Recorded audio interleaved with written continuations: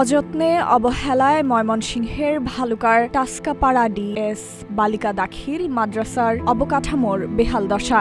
১৯৮৫ সালে প্রতিষ্ঠিত এই প্রতিষ্ঠানটির পুরনো জরাজীর্ণ ভবন বর্তমানে শিক্ষার্থীদের জন্য মারাত্মক ঝুঁকিপূর্ণ হয়ে উঠেছে। সরেজমিনে গিয়ে দেখা যায় টিনের তৈরি পুরনো ভবনের বিভিন্ন অংশে মরিচা পড়ে খসে বেহাল দশা। ইটের দেয়ালে পলেস্তার না থাকায় বড় বড় ফাটল দেখা দিয়েছে। অনেক শ্রেণীকক্ষে নেই দরজা জানালা।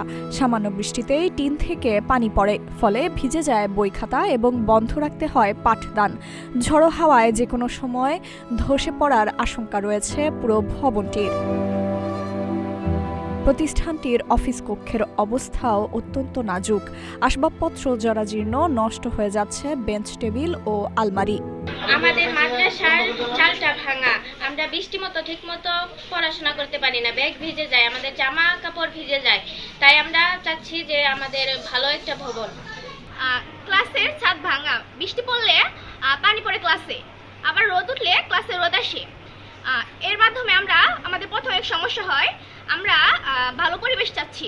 এই প্রতিষ্ঠানটা ১৯৮৫ সালে প্রতিষ্ঠিত হয়ে ৮৭ সালে আইনভুক্ত হয়েছে, কিন্তু এই দীর্ঘদিনের পরিক্রমায় উন্নয়নের যুগে এই প্রতিষ্ঠান অনেক উন্নত হওয়ার কথা ছিল। কিন্তু সত্যিকার আমি সুপার হিসেবে ম্যানেজিং কমিটি নিয়ে কয়েকবার দরখাস্ত করছি প্রশাসনের কাছে, এমপি সাহেবের কাছে, উপজেলা মহোদয়ের কাছে, কিন্তু বারবার তারা প্রতিশ্রুতি দেওয়ার পরেও তারা আমাদেরকে বাস্তবায়ন করে নেয় কোনো প্রকল্প।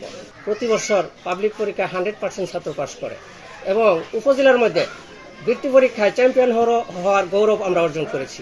তারপরেও এই প্রতিষ্ঠানে আমরা প্রশাসনিক কোনো সুদৃষ্টি পাই নাই। তো অত্যন্ত দুঃখের বিষয়। আমি আপনাদের মাধ্যমে প্রশাসনের দৃষ্টি আকর্ষণ করছি, এই প্রতিষ্ঠানের উন্নয়ন যেন খুব দ্রুত গতিতে করে, তা না হলে আজকে এই এলাকার একমাত্র এই নারী শিক্ষার প্রতিষ্ঠানটি ধ্বংস হওয়ার পথে, এই প্রতিষ্ঠানটি বন্ধ হওয়ার উপক্রম।